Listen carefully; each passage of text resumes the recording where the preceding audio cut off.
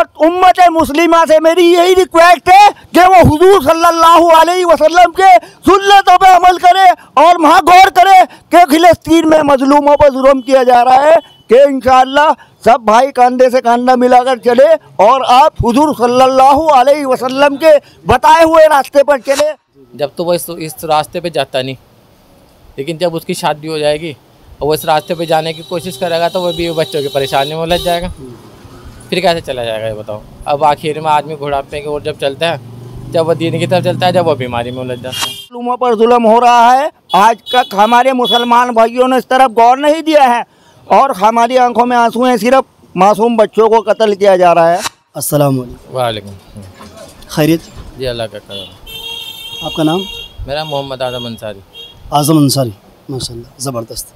अच्छा आज़म भाई, हम ना दरअसल मुसलमानों से इस्लाम के मुतालिक बातचीत करते हैं और हमारी मंशा ये है कि मुसलमानों के अंदर दीन इस्लाम को लेकर बेदारी पैदा। नहीं, वो तो बेशक है आपकी बात सही, लेकिन इस वक्त जो है ना आदमी अपने कारोबार में इतना उलझा हुआ है कि वो इस लाइन पर वक्त नहीं दे पा रहा। इतना उलझ गए जी। वो क्यों? घर की परेशानियाँ, बीमारी 70 चीज़ें हैं।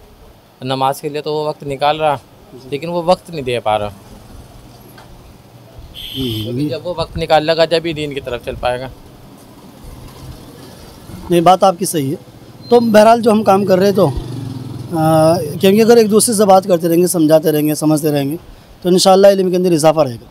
नहीं, इंशाअल्लाह समझा तो सकते हैं। मैंने आपको बताया ना, अब आदमी नौजवान है, जब तो वो इस रास्ते पे जाता नहीं, लेकिन जब उसकी शादी हो जाएगी और वो इस रास्ते पे जाने की कोशिश करेगा तो वो भी बच्चों की परेशानी में उलझ जाएगा, फिर कैसे चला जाएगा ये बताओ। अब आखिर में आदमी बुढ़ापे की ओर जब चलता है, जब वो दीन की तरफ चलता है, जब वो बीमारी में उलझ जाता है। उलझने सारे की जी से सब उलझने हैं ज़िंदगी के। तो ऐसे कैसे निजात मिलेगी? नहीं, ये तो ऊपर वाला देगा, जैसे भी होगा बेहतर होगा।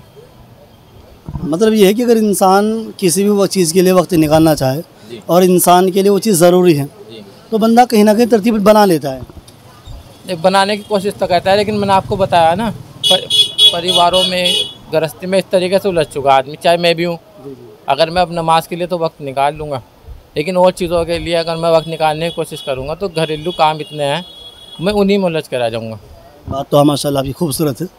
और मसला दरअसल ये है, देखो जैसे आपने नमाज के मुतालिक बात की है कि नमाज की वजह से वक्त बंदा निकाल लेता है क्योंकि ज़रूरी है, फ़र्ज़ है, लेकिन इसके अलावा वक्त नहीं निकाल पा रहा है। अब सपोज कीजिए कि बंदा नमाज तो पढ़ रहा है 2 साल, 10 साल, 20 साल से। अब मैं बचपन से नमाज़ पढ़ रहा, लेकिन मैं आज तक 3 दिन की जमात के लिए वक्त नहीं निकाल पाया आज तक। अब हमारे पापा है, मान लो ये अभी वो 12 बजे शॉप पे है, अब मैं नमाज़ पढ़ूंगा, मैं घर चला जाऊंगा, घर में भी बच्चे दवाई ले आओ, घर का सामान ले आओ, ऐसे करते करते ईशा का टाइम आ जाएगा। अब ईशा की नमाज़ पढ़ के घर गए, खाना खा के लेट गए, सो गए।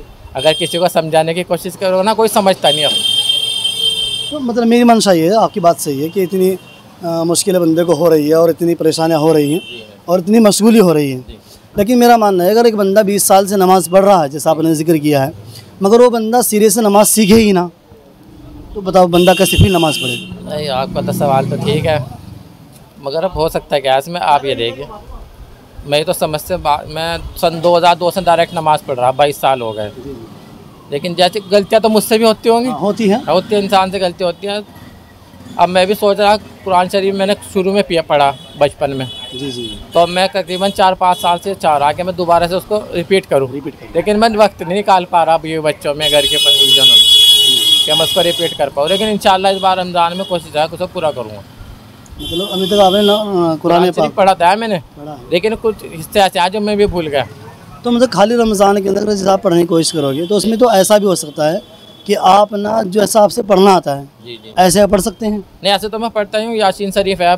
अब मेरे को मुज़्ज़बान नहीं याद है, अब मैं दुकान पे जब सुबह को आता हूँ वज़ू बना के ऐसे ही पढ़ता हूँ, बस बिना देखे ही। अगर मैं देख के पढ़ूंगा ना उसको तो मैं पढ़ नहीं पानेगा, और वैसे पढ़ लूँगा बिना देखे।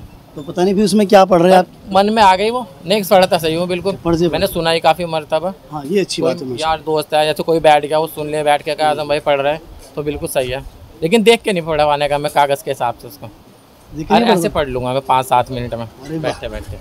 वैसे पढ़ लोगे, फिर तरतीब बना लिया आपने इस तरह जी। की। अब मोबाइल में चला लूँगा, जैसे यहाँ पर बैठा मैं मोबाइल में भी सुन रहा और अपनी भी बोल रहा, तो मैच है बिल्कुल, सेम है। बस सेम है। चलिए, ये भी बहुत बड़ी बात है कि आपने जी। माशाल्लाह उसकी तरतीब बनाए हुए हैं। जी, तरकीब बन गई बस वो।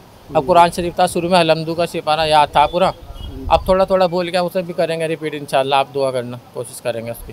हाँ, ये सही है माशाल्लाह। ये कोशिश करने से इंसान सब कुछ सीख सकता कोशिश है। में ही कर सकते हैं आदमी, अगर कोशिश ना करे, जबरदस्ती तो कुछ नहीं कर सकता। वालेकुम सलाम। ठीक हो? जी, अल्लाह करम है। क्या नाम है? मेरा नाम मोहम्मद ताहिर। जैसे कि आप सुन रहे हैं 72 हुरों के बारे में बताया गया था। 72 हुरें उनको मिलेंगी जो हुजूर सल्लल्लाहु अलैहि वसल्लम के सुन्नतों पर अमल करते हैं और हमारे नबी के बताए हुए रास्ते पे चलते हैं। तो उसमें यूँ कहा गया था कि 72 हुरों की सरदार कौन है, वो तो मैंने सोच के बताया। 72 हुरों की सरदार जो जन्नत में जो होंगी, हुरों की सरदार जो होंगी, वो औरत को दिया गया दर्जा। और इसलिए इंसान को मान के चले, 5 वक्त की नमाज पढ़े। फिलिस्तीन में मजलूमों पर जुल्म हो रहा है, आज तक हमारे मुसलमान भाइयों ने इस तरफ गौर नहीं दिया है और हमारी आंखों में आंसू हैं। सिर्फ मासूम बच्चों को कत्ल किया जा रहा है और फिलिस्तीनी में मजलूमों को।